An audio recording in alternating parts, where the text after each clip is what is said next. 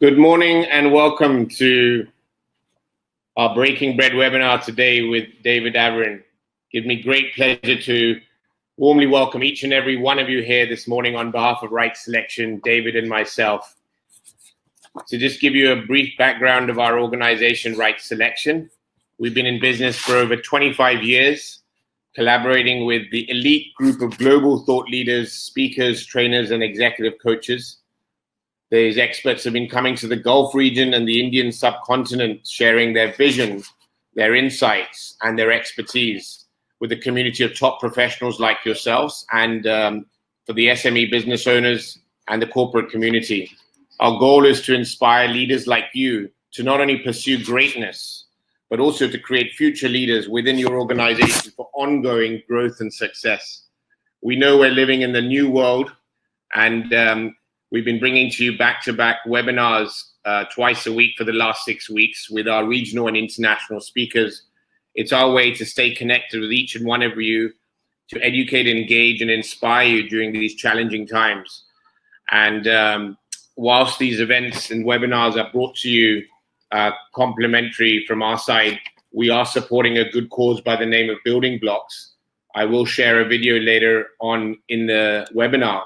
But obviously, this is a great chance for us to give back to those in need. So we count on your support to help support the children and their families during these tough times. So without further ado, before I introduce our speaker, I just wanted to get a sense of who's with us today.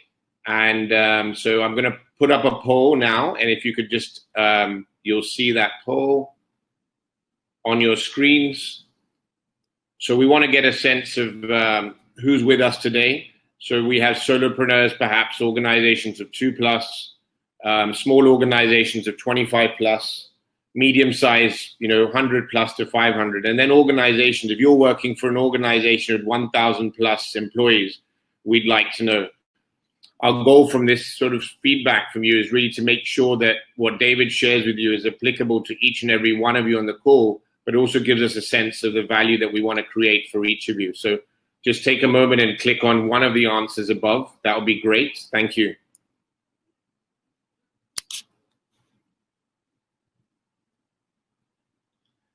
Great. I see we've had about 90% of you respond, and I'll share that. I'll end the poll and share those results so David also gets a chance to see that.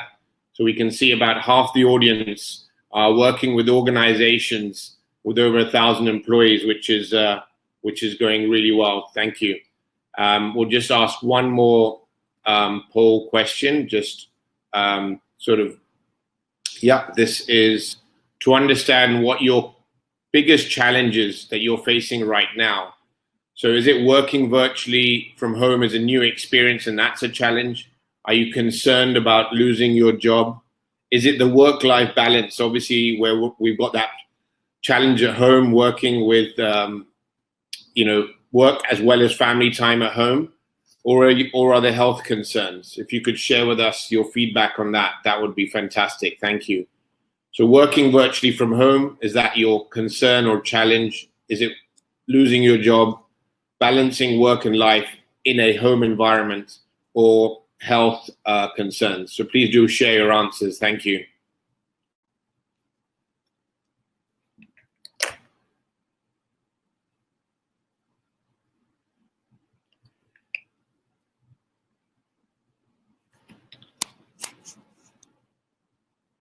Great. I can see predominantly 50% is working from home, some concerned about losing your job, and very understandably work-life balance, because we're now needing to work and manage our personal lives on the home front. So I've shared those results with each of you here today.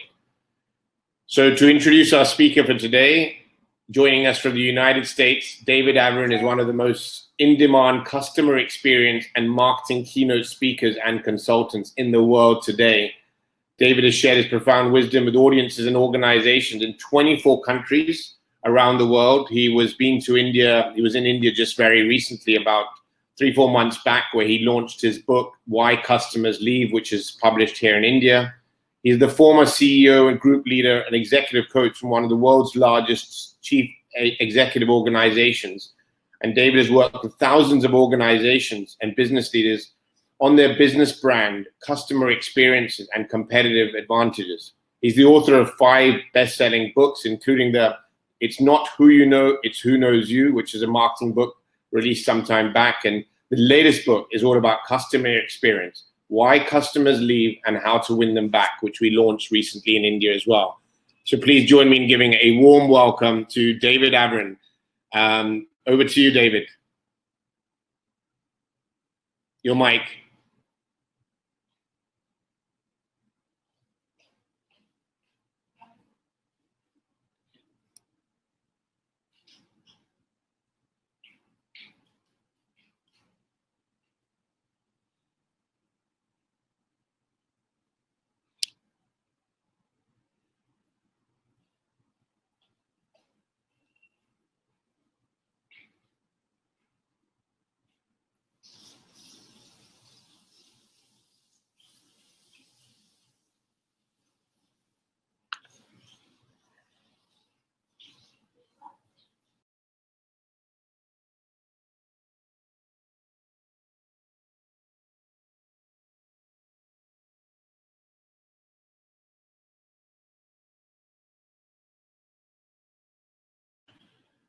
David, we're going to move to another room. Everyone just stay on the line. There's a button I'll press and we'll move into a brand new room. Nothing needs to change. Just hold on. Thank you.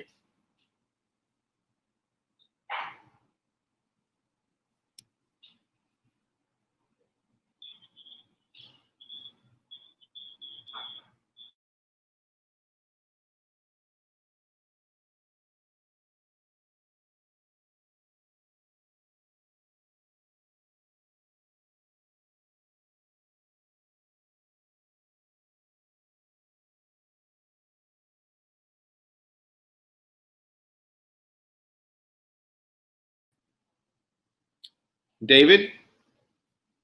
How about now? Can you hear me okay? To the next room. Yes, David, you're on the line. So okay. You're back. Yes, we can hear you. Good. And we have everyone on the call. Over to you, David. Okay, good. I assume everybody's in the same room as well. Gautam, I thank yes, you. Good. Thank you very much. I appreciate everybody's patience.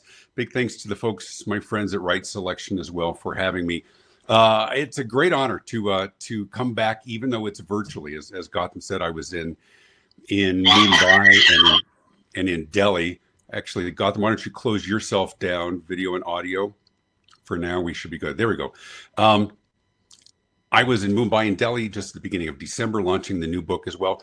But he asked me if I would come and share with you. I'm coming from America. It's actually close to midnight here in Denver, Colorado. But it also speaks to what's happening, which is the fact that we are global. We're all going through what we're going through together.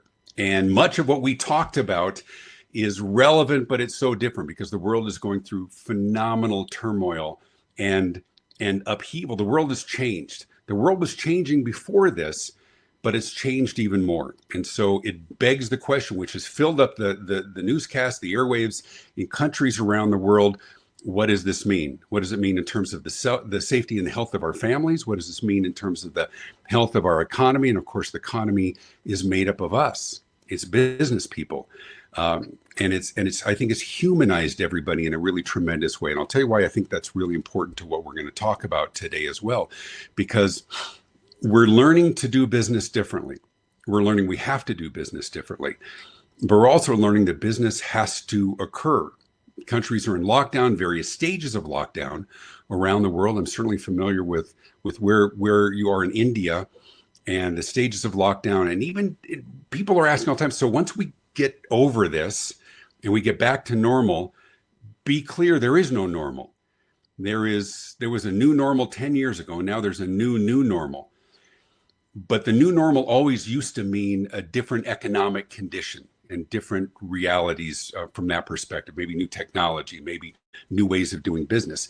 Today, the new normal is the recognition that we can do certain things virtually, a recognition of the things that we've lost in all of this as well, but also a recognition that it's not going to be over on a date. There's going to be varying measures of distancing, which we've never encountered before, for arguably maybe even as much as the next year, which is horrifying for so many people. There's so many people in pain. There's so many people suffering from fear for their job and their livelihoods and their families. And in all of that, there's also the recognition that we have to emerge at some point. We have to get back to work. Now, many of us are doing this working from home, and I'm sure most of you are, everybody during lockdown is doing that as well. People who are working on manufacturing floors have little to do. Those in management have a lot to do. But what we're learning is that we can do business differently and that we have to do business differently. And so with that comes the recognition that we have to think about how are we going to shift to accommodate a very changing customer. Now, understand that customers have been changing for decades, certainly very much in the last 12, 13 years. I mean, it's been that long since the iPhone came out. And how much has our life changed? How much have we realized that we can do virtually? We can do from our phone, the things where we used to drive somewhere and have somebody explain, a refrigerator, and we drive somewhere else and they'd explain a refrigerator. We don't have to do any of that anymore. Now we do it all on our phone, or we do it on our computer, evidenced by what we're doing right now. There's hundreds of people on the line on the other side of the planet listening to me talk and give my insights of what I'm hearing from hundreds of companies in dozens of countries around the world. There's a commonality of what we're dealing with. This call is not about shared grief or shared concern. It's about strategies to emerge better and different. We've been gifted time. And time, I think, that we didn't want, none of us asked for. Maybe for some of us, a little too much time with our families. We love our families, but sometimes we love the distance as well. But we're dealing with what we have to deal with. But the question is, what are we going to do during this time? There will come a time when we will emerge from this. We're going to start selling. We're going to start doing it now. Some people are already doing it. Some organizations are finding ways to do it. There are winners in almost every downturn. But for everybody, it's a recognition that we have to shift. Now, initially, I think we thought we had to shift for the short term.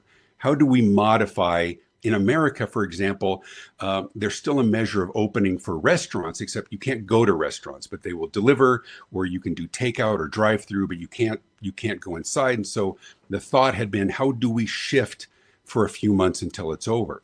Nobody's thinking that way anymore. Now it's, how do we revise our business model to recognize the new reality? Because we have to get out of a mode where we're just trying to survive for a few months. Now we're to the point where we have to start thinking, how do we shift our actual business model in a way that we can be successful and not just survive? How can we recognize the changes in both our culture, in technology, in people's expectations, and perhaps alter our business model in a way that is preferable to how people are going to be buying 6 months from now, and 3 months, and 2 years from now. Now, I'm not suggesting that everybody has to shift to such a major extent that we have to change what we do or what we offer, but we absolutely have to reconsider how we offer it and how people are buying today. We're learning that we can do business differently. We're having our groceries delivered, and it's different dynamics in different parts of the world. But even though we're learning that we can, and also in many cases within the business community, we're learning that it's a reasonable short-term solution, but oftentimes it's a pretty terrible long-term strategy to keep ourselves distanced. What we're missing in this is the serendipity that comes from those unexpected conversations, right? As we pass somebody in the hall, I saw on the size of the organization, half the people on this call are in organizations larger than 1,000 people. We know some of the best ideas come from random conversations as we're passing somebody, or we stop by somebody's desk and say, hey, can I run this by you? We have to make and create opportunities for connection. We have to schedule those conversations where they might not have occurred otherwise. So we're learning that we can, but we're also learning that there's a downside to much of what we're doing. So the question I'll ask you again, what are we going to do with this time to get better and to recognize our changing customer? Now, understand that change has been happening for some time. There's been a shift that's been occurring over the last 20 years. And it's not the shift from agricultural to industrial. It's not the shift from analog to digital. It's certainly been very profound, but a really remarkable shift from selling to buying, right? And here's what I mean.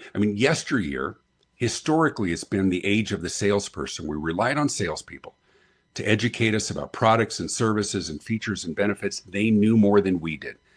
But now, with access to our phones and computers and the internet, and all of us working at home and having more time than we would otherwise, we're realizing that we can find anything, can't we?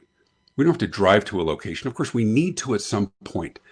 But from a buying perspective, and I'm talking about a mindset that we're going to invest in our time to shift and improve our business so that we emerge better than we were, right? But what we're learning is we can find anything. Everything is available. And worse yet, everything's good, or at least good enough. There is such a prevalence of quality in the marketplace because the reality is if you weren't good, you wouldn't survive. You'd be outed on social media or something else. So when we look at our traditional business model and what worked before, doesn't mean we're throwing everything out, but this is a golden opportunity to look internally and look at how do we modify. And everybody, no matter what your role is in your organization, there's an opportunity. You want job security? Come up with great ideas. Recognize what's different in terms of our buying expectations. Because no matter what you do in your organization, the greatest role that every one of us has is as consumers. We're all consumers, right? We all buy groceries. We all buy clothing and everything else. And our expectations have changed. The things that we expect to happen overnight, the things that in terms of delivery, in terms of access, being able to reach somebody 24 hours a day. Look at us, it's almost midnight for me. We're on the other side of the planet and we're communicating in real time. So we're learning that we can. And so when you look at your changing customers, if your business model and your delivery mechanisms, how they reach you, how they research you, how they buy from you and order and customize and provide feedback and request changes or any of those things, if that process was designed 15 years ago or before, understand your customers have changed. Why is that important? It's important because we have so many choices. And if there's points along your buying journey that are frustrating for them, that take longer than they think it should, they'll go to somewhere else because they can. Now, it doesn't mean that everybody on this call right now is in the exact same. We have different business models. We have professional services, we have manufacturing, we have restaurant, retail, and everything. But understand broadly, we have many, many options. And one of the things that we've seen in the marketplace is sort of what we call the death of the second chance. We would go to a restaurant. If there was something we didn't like, we'd go back next time and try something different. Now we just go somewhere else because everybody's good. So what we have been historically is what we call product centric. And product centric means our expertise is in what we do. We're really good at this, at the service that we provide, the things that we offer, things we manufacture or cook or whatever. We're really good at this. And we sell it to as many people as possible. And that creates market share. Absolutely, certainly valid today. But what happens when everybody's good? What happens when your competitors are all good, or at least good enough? Then your customers are just looking for the lowest price. And so what we found is that there's real opportunities for gaining market share by being customer centric. Now, to be clear, I'm not saying customer focused. Everybody's customer focused. But taking this time and becoming more customer centric, which means our expertise isn't just what we do. We're good at what we do, but we really understand our customers on a much deeper level. And we can align how we do business and what we create or offer and how we offer it and how we sell it and how easy we make that process, and our marketing messages tailored to the very complicated lives of our customers. Now let's look at how this pertains to today. People are in pain. We're in pain. Everybody is. People are scared. So when we look at, okay, we got to get back to work, right? We need to generate some revenue. We need to support our families and help our business and keep our jobs. If we do business the same way, and some business isn't happening at all right now, of course, I know that, but we will emerge. But if we think the same marketing messages are going to work, the same website approaches and the same buying process, we're in for a rude awakening. Because we have changed, we've recognized that we can bypass certain things. If a process takes 9 steps and it's frustrating for your customers, they don't have to buy from you. They may love your product, but they're going to love somebody else too. This is that time to say, I understand the life of our customer, the day of our customer, the fears and hopes of our customers. And one of the things that frustrates them is this part of our buying process.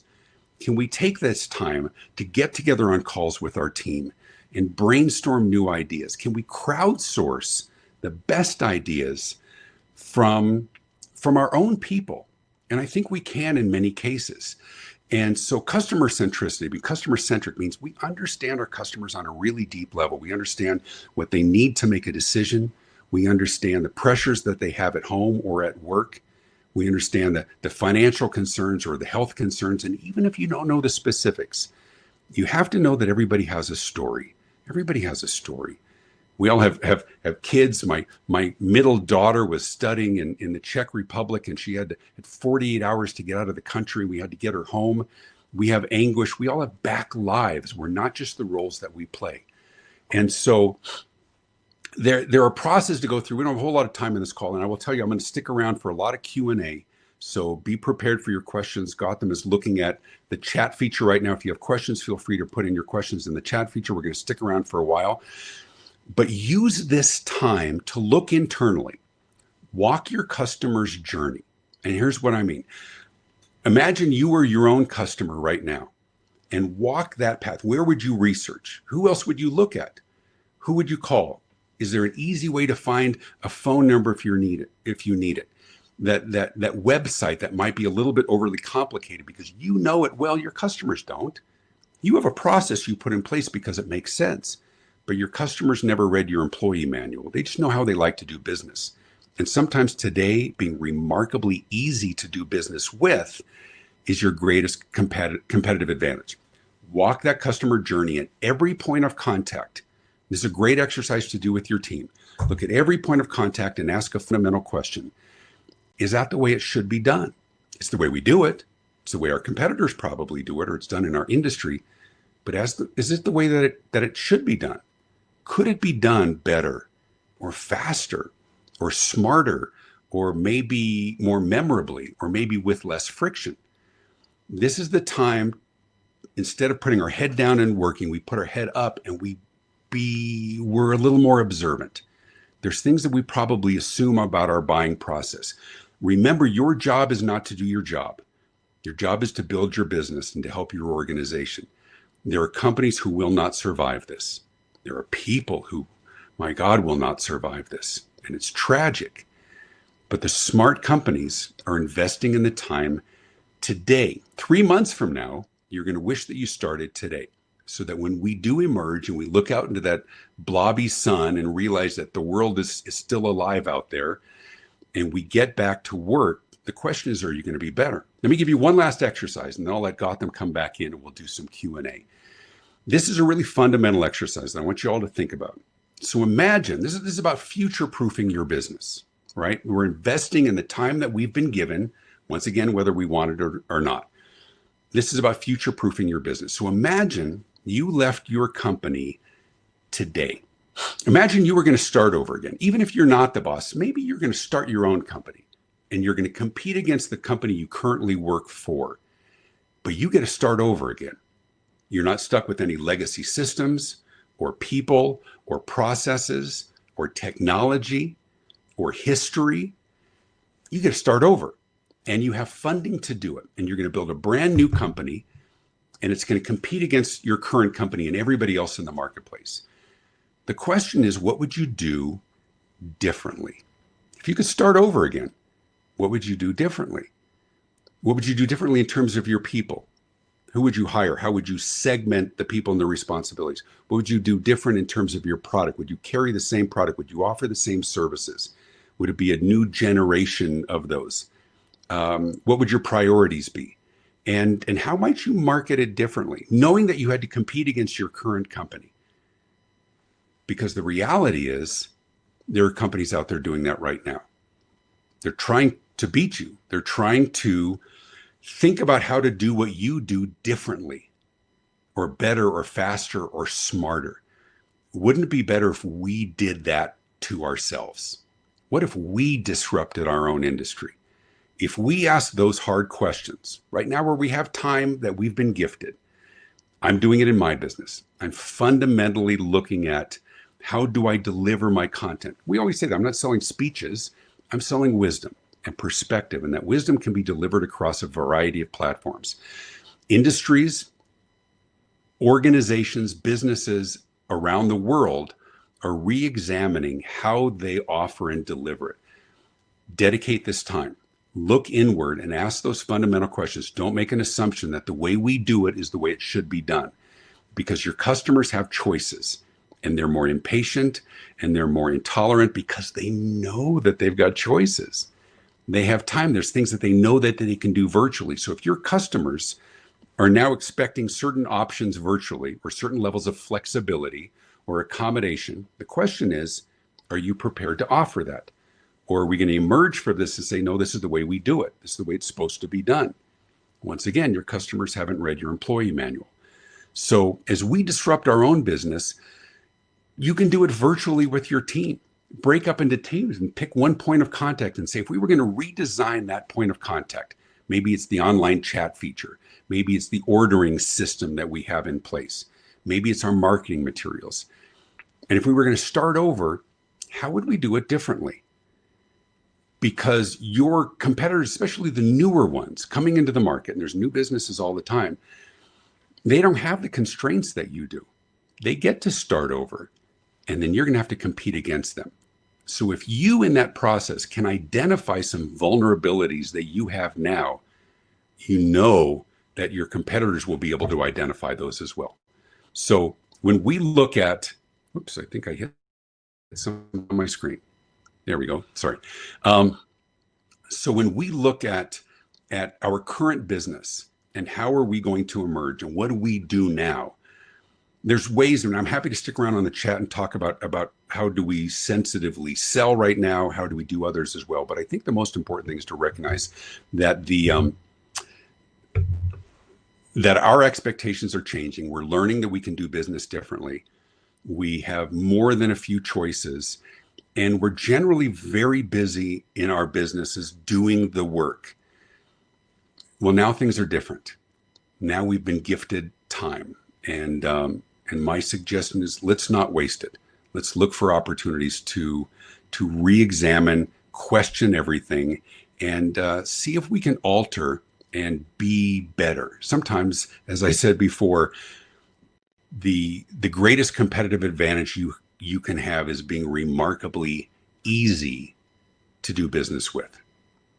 So that's about my time, because I want to make sure that I didn't abuse that. I know it's Saturday morning for everyone else.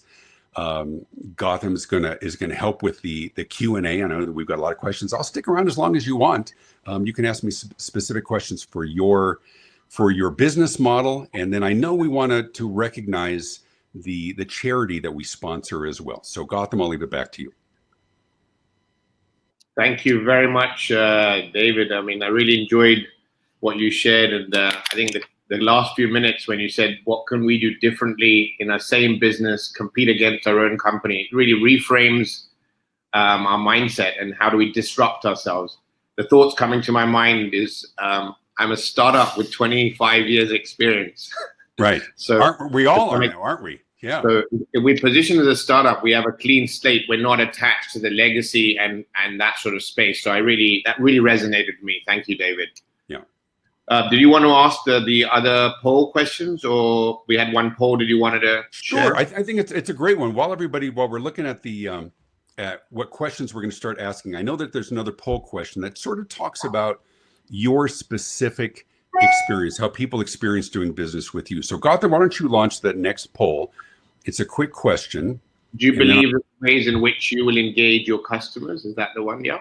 Yeah. Or yeah. Yeah, that one. Great.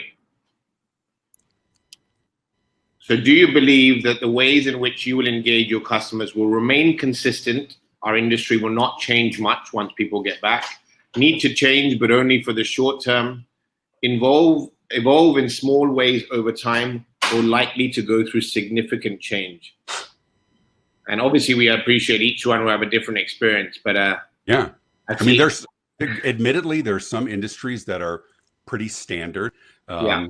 You know, I can think of, you know, paper cups probably won't change much in the years ahead, except maybe they'll be more environmentally friendly. But most of our business, I think it reflects here, more than half on the poll right now said that we're going to go through significant changes. So once again, the question that I will pose to you is, are we going to chase others who are leading that change, or can we lead the change? Because let me throw something else in there before we do the Q&A.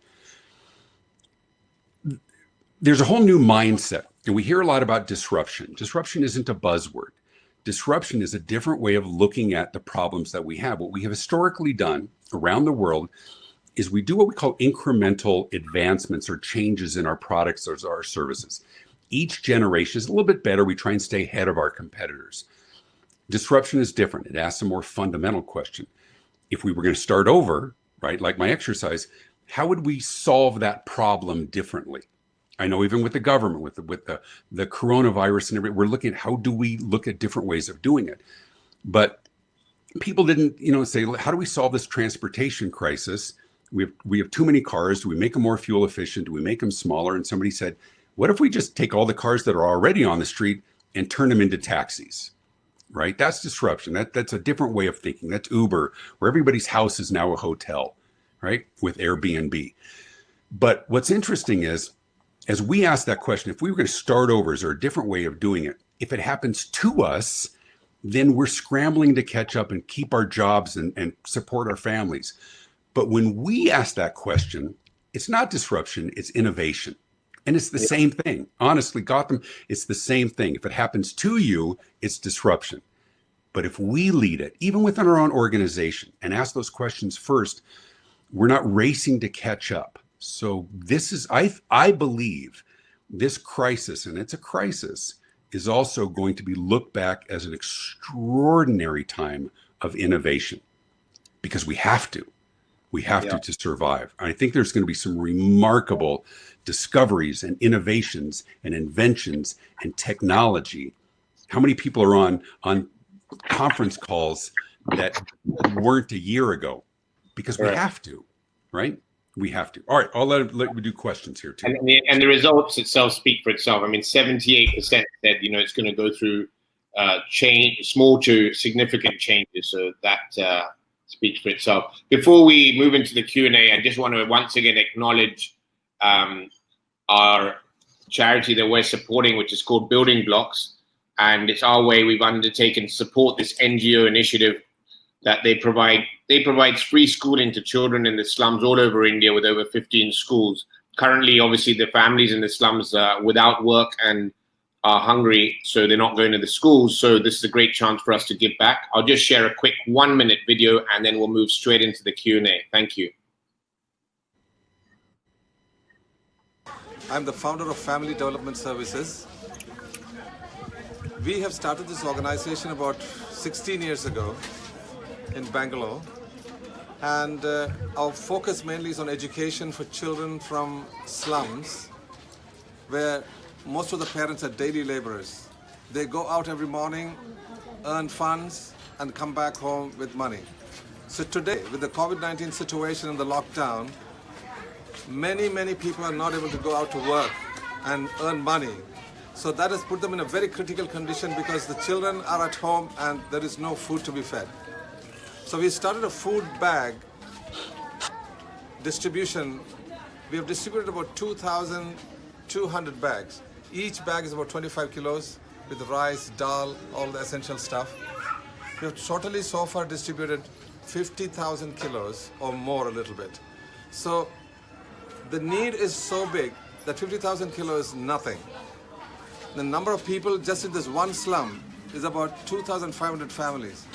And what we have touched is about 300 families. So the need is big, and we want to appeal to you to help the people in this slums where people are in desperate situation. Thank you so much for the Gagladi family for stepping out and wanting to help with an appeal to all of you that are going to be approached by Gautam and Ram. Thank you so much for your help. To all of you that are going to be. Thank you very much. We greatly appreciate your support of our NGO. So moving to the Q&A, David, I'll move to the Q&A, and we have a list of questions that have been asked. I will let you ask them so you can monitor that part, and I'll just worry about the content. Great, yeah. Disruption, when it happens with you, innovative, when you did it with yourself. This first question is, we offer specialized services and products in orthopedics. Customers are both doctors and patients. How should each of these customer segments be addressed to sell products and services? Well, so this is a sensitive one, right? Whenever you're dealing with a health crisis, you have to balance a sensitivity with a potential perception that you're looking to profit off a situation. But there's other things that just really aren't changing. I mean, for us, I know in other parts of the world, the elective kinds of procedures have been put on hold. I think people are frightened to be within healthcare environments because of so many people who are sick in those environments. But I think, let me sort of address this in terms of sort of broader sales. We all know that we have to make a living. We have to work to some extent. There are products and services that people need, even in parts of the world where there's, they're talking in America upwards of minimum of 20% unemployment. Well, that means 80% of the people are working. So if you're selling to doctors, if you're selling to patients, part of it is the recognition that we have to address on the front end. We know this is a very difficult time, but we have resources that we know that can be of help, right? Then we're really looking that we are serving because we are. And so that part of traditional sales, I think is acceptable. It's the marketing messages that are the question, right? I mean, I think the question in all of that is how do we approach them in a way? And part of it is understanding your audience. So think about it this way. Who are your top, and this is sort of will apply for everybody on the call right now. Who are your top 3 customers right now? Your most important customers that you deal with. And think about their life right now, not just what we're going through, what are they going through? Not because we can necessarily alleviate all of their stress and their pain, but if we have a cognizance of it, if we have empathy, we call this service empathy for what they're going through, it affects how we approach them, right? So think about that perspective. Think about your top 3 customers. What are their biggest issues right now regarding their people? Are they working at repurposing their people? Are their people overworked? Are they worried about how they're going to keep them employed? Are they thinking about how do we restructure what they do because their old jobs don't matter, right? Having that sensitivity is important. Number 2 is the product. Are they selling a different product? Are they looking differently at how they're delivering it or offering it or using it? Once again, we have that understanding. And then priorities. What are their priorities right now? Because anytime from a sales perspective, and sales is it's not a dirty word. Sales is important. That's how commerce happens. That's how people get what they want. But if you understand their priorities, for the next 2 months, it may be different than what their priorities are in November. That guides our approach. It guides our timing for outreach. It guides the verbiage the messaging that we have, and the approach that we use. So instead of getting focused on how do we sell what we have, if we're really customer centric and we understand their life, and the best way to do it is like, who are your most important customers? Have a conversation. It's a 15-minute conversation with each other. What are they dealing with? Are they doing reduced hours? Are they working virtually, right? That'll affect how we're communicating with them. Are they essential workers that they have to be on site, that it allows for that kind of a thing? Is there a timing issue that their industry is going to emerge in June or something else, that when are they going to be thinking about it? We just have to be very strategic. I know people around the world, sometimes they're eager, and I'm working with organizations throughout Europe as well, about what's our timing. Well, the timing is dictated by the life of your customers and clients.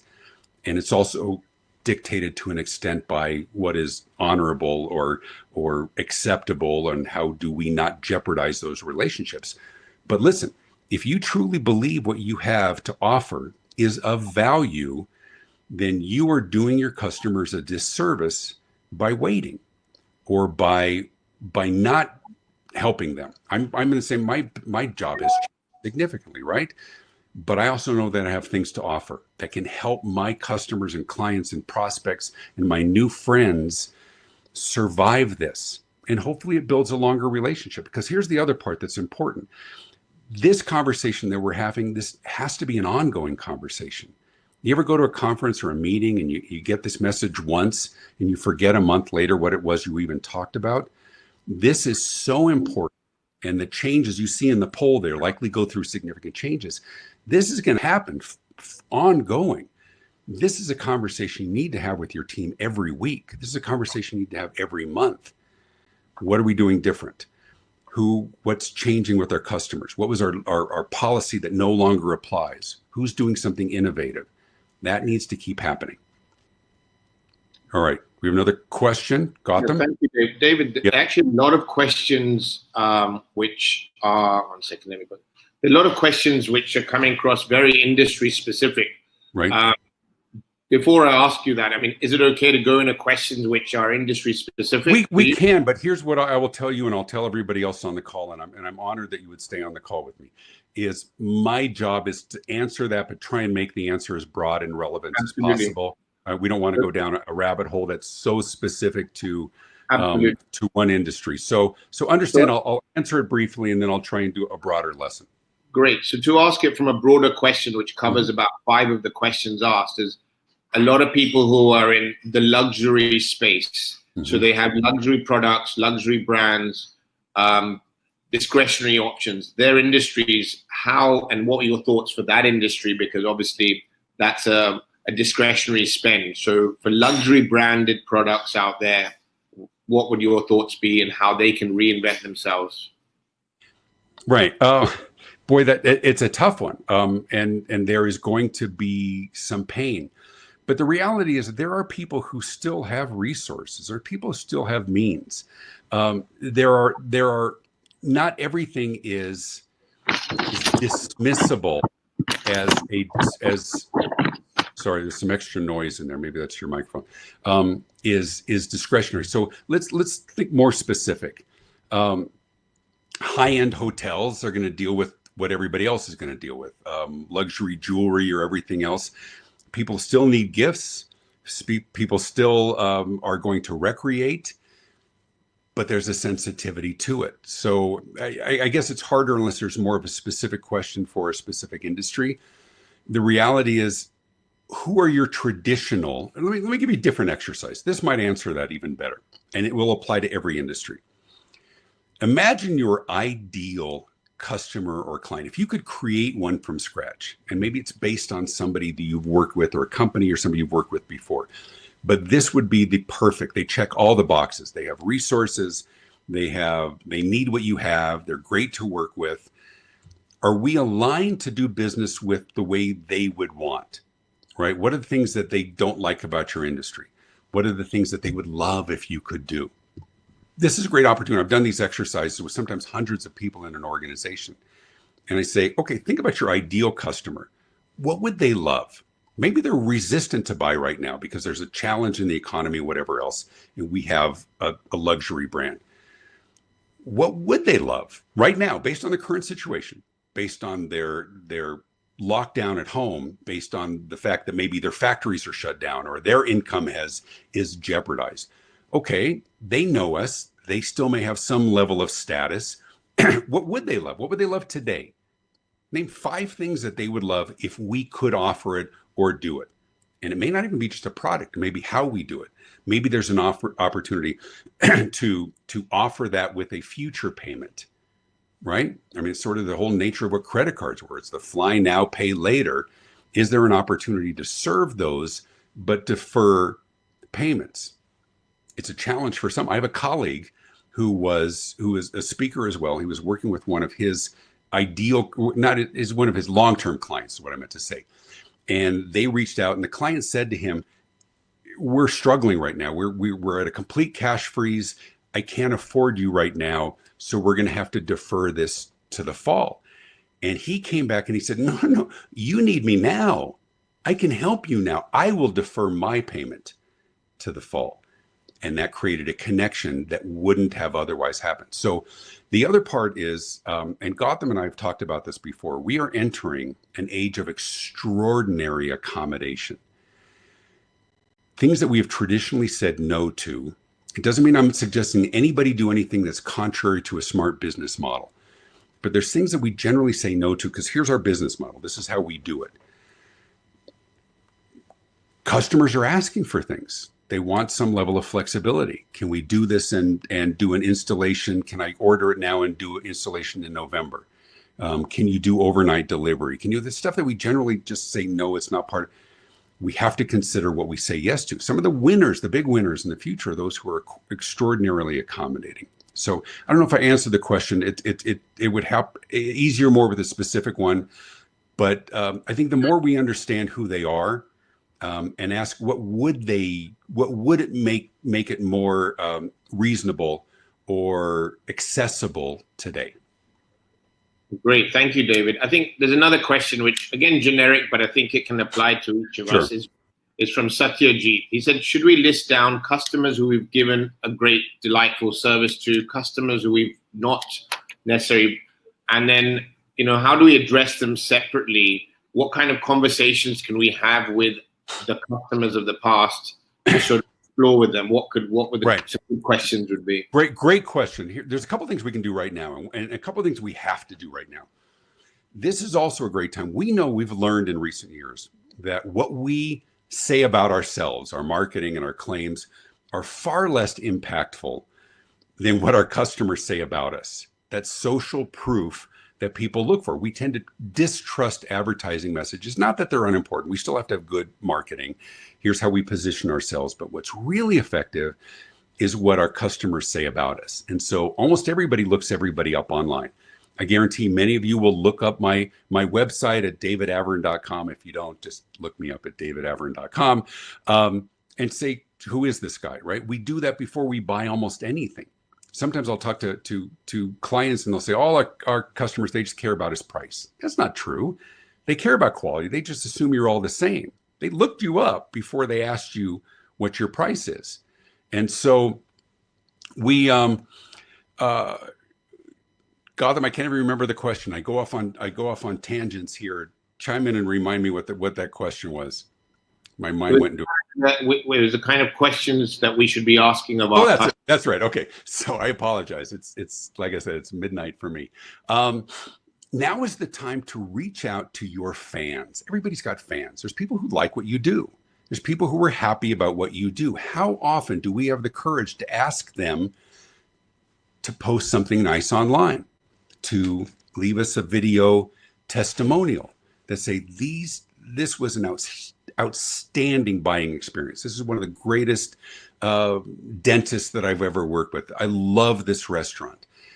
People look that up. This is a great time to reach out to those who like you. Don't be shy. They know we're in business.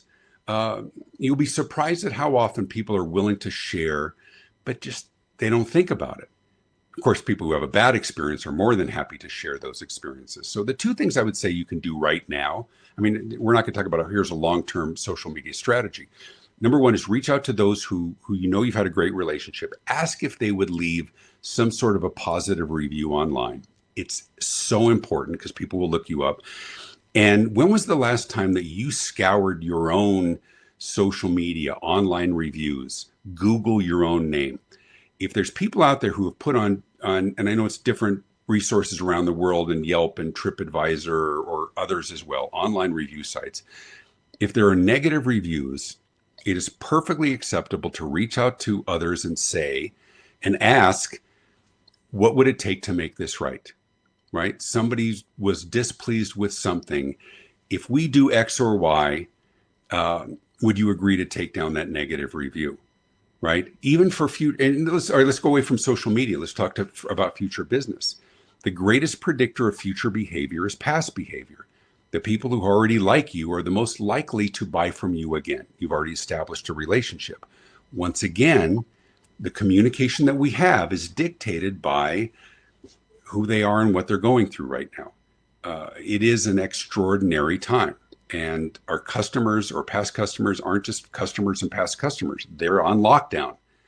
They're stuck at home with their families. They're worried about their lives. What can we do to help them? I'm spending all of this time this summer reaching out to all of my past clients, at least in the last couple of years, and asking, how can I help? And they said, we're not hiring. I said, I'm not asking to be hired. I'm asking how I can help. Now, what we've said for a lot of years, many of us do, is we don't just want to be a vendor. We want to be a partner. Well, what does a partner look like? A partner has the other person's, the other party's best interest at heart, not in lieu of profit, but I really want my clients to be successful, not just because they might do business with me again, but because that helps me feel like I'm making an impact, right? At the end of the day, we don't want to just do well, we want to do good. And if you make a good living doing that, that's okay too. So it's a great time to reach out to past clients and customers.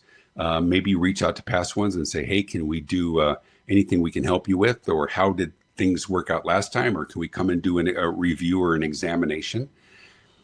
Remind them that your relationship isn't always contingent on a transaction. Once again, we have time.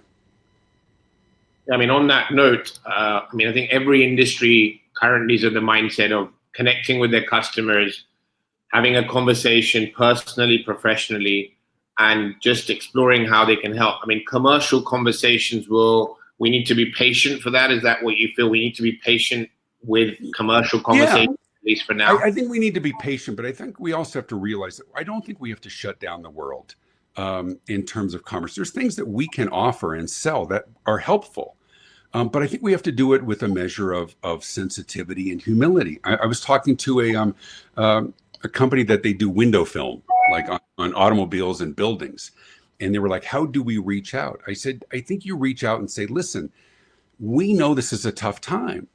Like you, we are trying to support our families and everyone as well. And we know that things are closed down. But at some point, they'll open up. And when they do, we would be honored to earn your business. We would be honored to earn that consideration. How could that be received in a poor way? But you know what's received in a poor way is sending something saying, hey, we got a coronavirus special 30% off. That's not particularly sensitive, right? Or everybody's reaching out saying, just letting you know we're monitoring the situation. It doesn't affect my life. But something that humanizes you, I mean, I'm seeing a lot of companies reaching out, even car companies here in America, saying, we know this is a tough time. If there comes a time when you need a vehicle, we're willing to be as flexible as you need. We will deliver it to you to keep you safe. We're doing no payments for 90 days. We want everybody to stay safe. And when you're ready, we would be honored to be your car company. I think that's reasonable. Yeah. So what I'm hearing from you is for now we're speaking to customers, empathizing, listening to them, exploring with them, and when it comes to actually engaging in business, one needs to be flexible in the way that engagement takes place from the payment process. So that's important. Authenticity. Questions? We'll take a couple. Yeah. So one is, what is the difference between innovation through design thinking process and through customer centric? What's the difference between innovation through design thinking process and through customer centricity? Boy, I wish I was knowledgeable enough to go through all of that. I think they both involve doing it from their perspective. There's a difference between what we want to say and what they want to hear. Does that make sense? And I mean, I think that it's sort of a broader answer to that, as opposed to, let's talk specifics and details of specific theories. They're both very effective, but the reality is everything is driven by what they would prefer. A lot of businesses are in business because somebody had a passion for something. And most businesses fail because somebody has a passion for something. It doesn't mean that there's a market for it. And so when I talk about that level of flexibility, is we relook at our processes, and not just our products, but our delivery process and our communication and our mechanisms. That's driven by not an assumption of what our customers want or what they always have, because we've been doing it for years based on demographics. We've been doing it based on psychographics, but we know that not every, Singaporean woman between 24 and 28 likes the same kinds of pants. That's demographically. But when we look deeper, customer centricity, which is we really understand them on a deeper level. What do they need? What do they fear? They fear in the buying process. They fear making a decision too fast. They may fear leaving their apartment from a health perspective. What do they need to make a decision? What are the other choices that they have? When we really put ourselves that empathy in their shoes and think, how would they decide what to them is preferable? Not just what makes sense for us from a manufacturing or delivery perspective. I teach customer experience far more than design thinking. But what I like about both of them and others as well is there's intentionality behind it. There's not an assumption because we think what we do is so good. There's so many organizations who think they've created the cure for cancer that tastes like chocolate because we're so good at this. And sometimes we forget how focused is that on the preferences of our customers. Now, let me throw one last thing and I'll let you ask another question. I don't suppose for a minute, I don't expect for a minute that you don't already do this to a large measure. Of course, we understand our customers. We all understand our customers, but we are product centric. Our real expertise is on us, right? We're good at what we do. But the shift that we're seeing, and it's an effective shift, and one is not in lieu of the other. You have to be great at what you do. But the more you understand how they live and how they buy and their fears and their pressures and who they answer to, helps us tailor the product and the delivery and the messaging as well. Questions? Yeah, David, as we've come close to the sort of time in our session, what I'd suggest, we will look at the Q&A and maybe answer some of them over email. Sure. But in summary in your end, and I know you've got something you'd like to share with everyone here today. Yeah, and I appreciate everybody staying on the line. Let me tell you this one last thing. I talked about keeping the conversation going, and I think it's important that you do so. Whether you do it internally, ask these questions, but sometimes it's hard because what's the structure and what are we asking? I started work a year ago on an initiative that I literally spent a year in developing. And it was to answer that question. I get done with speaking for an organization, for a client, spending a day doing strategic planning, and they'd say, what's next? How do we do it next? So I created an initiative I called a Customer Experience Advantage Morning Huddle. And the idea is that organizations literally huddle once a week for 20 minutes. I produced a short 7-minute video with some really hard questions, some profound insights, not a motivational minute, that is one subject every week about something along your customer's journey. How often are we saying no? How accessible are we? Are we sometimes crossing a conversational line with our clients.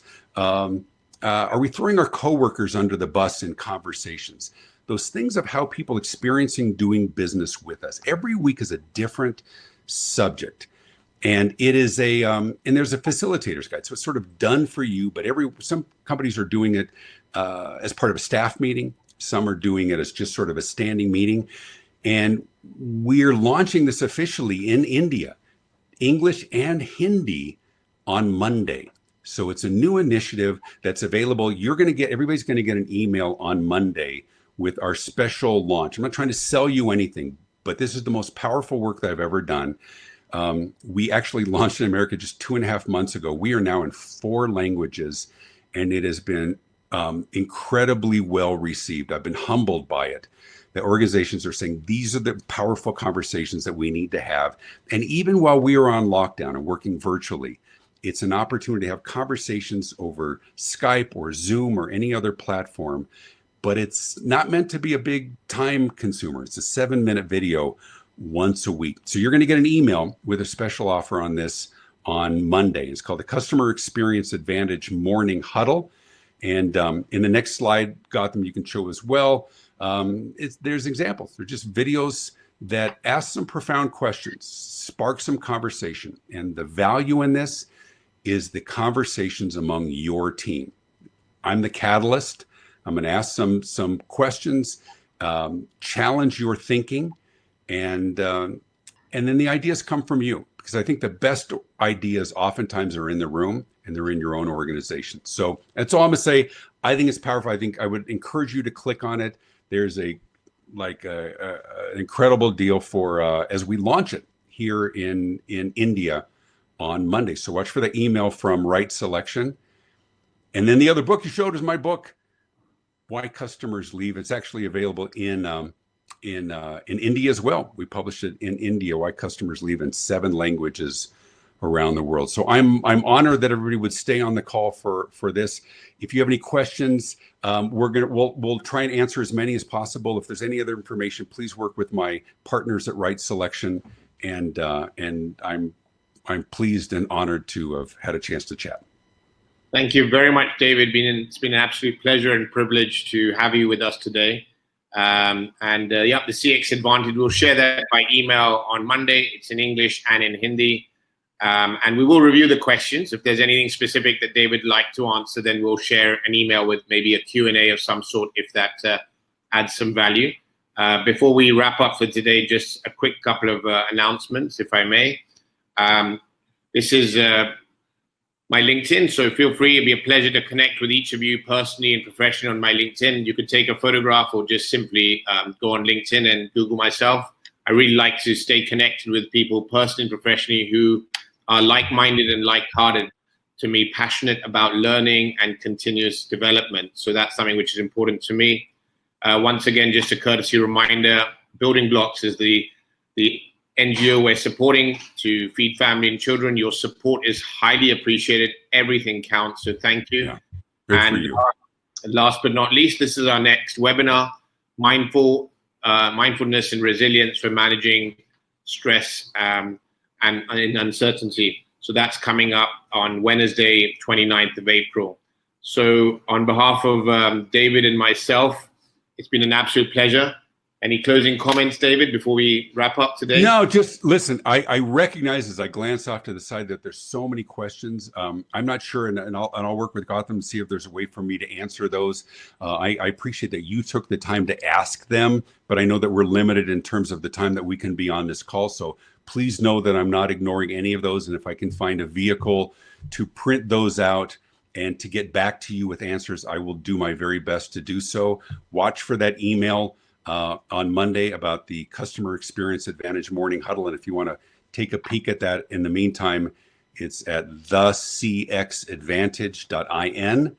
And regardless, I encourage you to keep the conversation going. Thank you.